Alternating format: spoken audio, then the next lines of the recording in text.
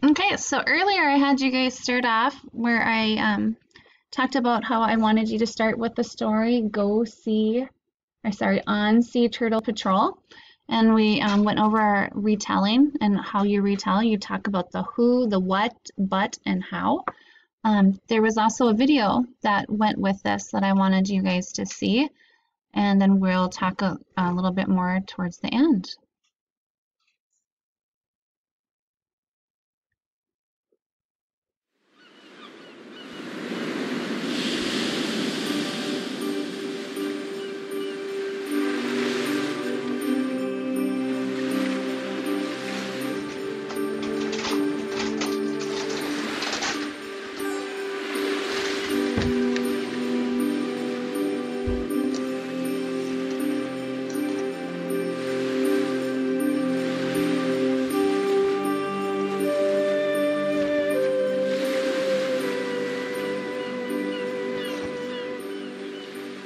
I love working and living around the ocean.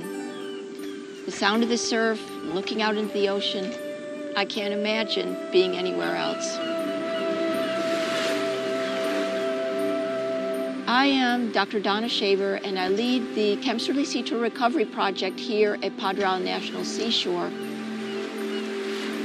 Kemps Ridley is an endangered species that was almost obliterated within just a blink of an eye. And it became endangered because of human activities. And it's going to take human activities to help conserve that animal and to keep it on this planet for the future. There's still a long way to go to recover the population of the Kemps Ridley sea turtle.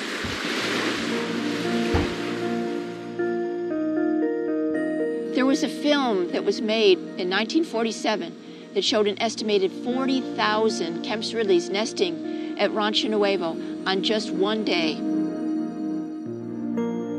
By the time that biologists went to the nesting beach to try to investigate, the number of Kemps Ridleys nesting had already plummeted due to the loss of eggs, due to intentional taking of the eggs from the nesting beach, as well as loss of the juveniles and adults due to fisheries operations. The Kemps Ridley population continued to decline to a low of only 702 nests worldwide for 1985. A project was started as a safeguard against extinction, so that if a political or environmental catastrophe occurred at Rancho Nuevo, there'd be a safe area in the U.S. where Kemps Ridleys could nest and be protected.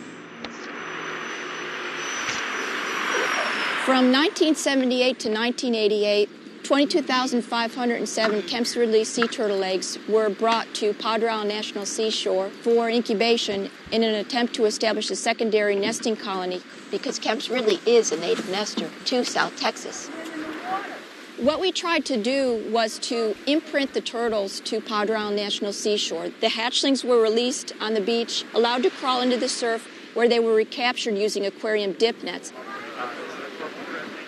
Then the hatchlings were sent to the National Marine Fisheries Service Laboratory in Galveston, Texas, where they were raised for approximately 9 to 11 months. And that allowed the turtles to grow to a size large enough so that they could be tagged for future recognition, and also to be able to avoid most predators when they were released.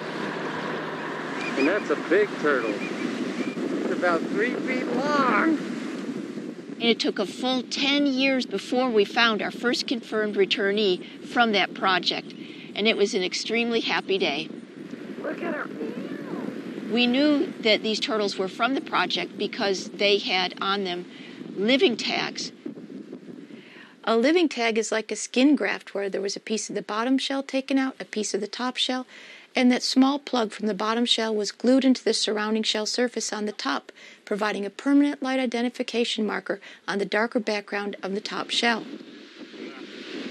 Okay, there's the egg cavity with the eggs. She said there's about 100. This is very significant for us in that we've got the first documented evidence of a sea turtle of any species that's been experimentally imprinted to a particular area to return to that area to nest. Safely in there.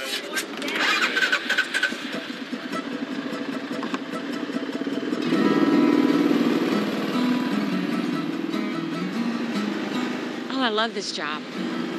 We're looking for sea turtle tracks primarily. We're looking for those nesting turtles. We go for their eggs and we bring them into the hatching facility.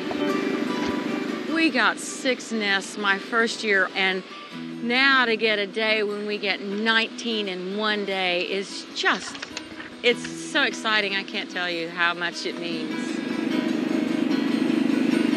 It's nice to know that we'll be able to pass through this life and leave the earth a little bit better place than it was when we got here. This is the track left in the sand by the nesting female. This is what we're looking for when we're patrolling. As you can see, it's about 1.5 to 2 feet wide, and there's scuff marks from the flippers and little divots in the sand that are made from the nails on the flippers as the turtle crawls up the beach or back down into the water.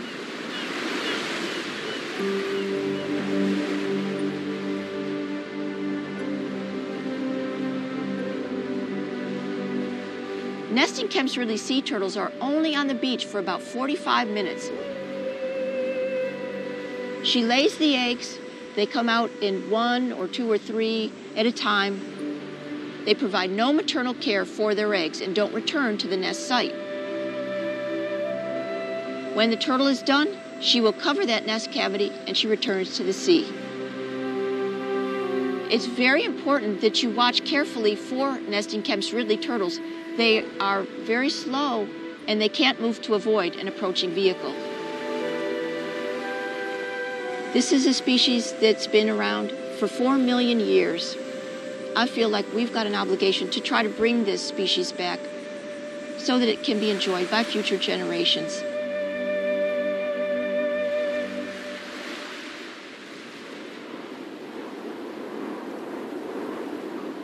We work so hard to find Kemps Ridley nests on the Texas coast.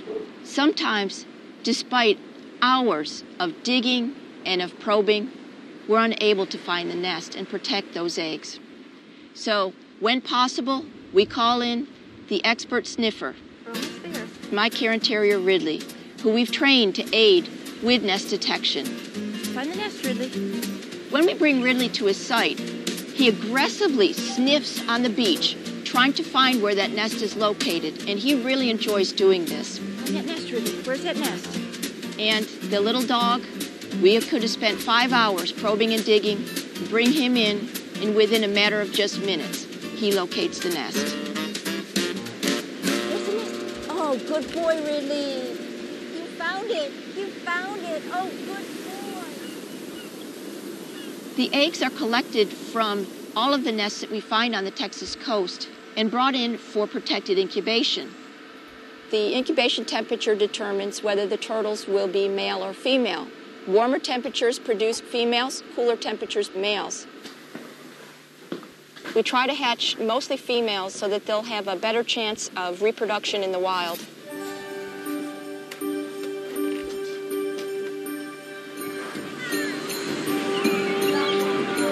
During the day of the release, the turtles are immediately brought down to the beach and they're placed on the beach and allowed to enter the surf and go free.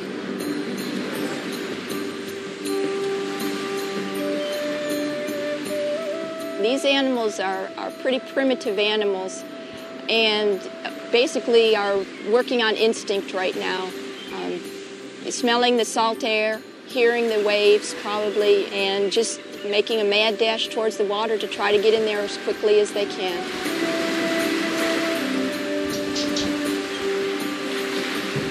They're free and they're going to be on this journey that's going to last their whole lifetime.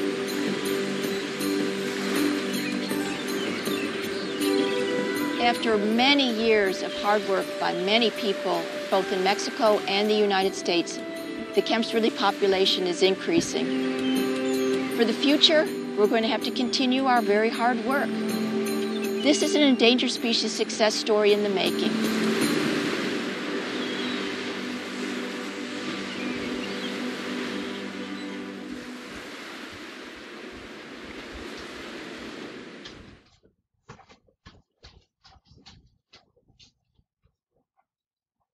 Okay, so kiddos, I had you, when our first video, I had you guys do some thinking before you started reading, and part of that too was to watch that video. I had assigned the video and the text part that you're supposed to read.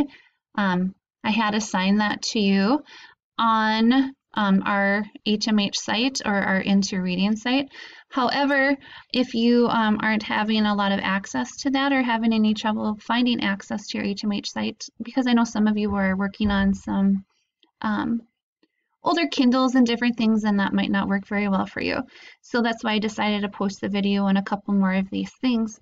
You do have your reading textbook at home, and all of the different things that I've assigned as far as reading are there.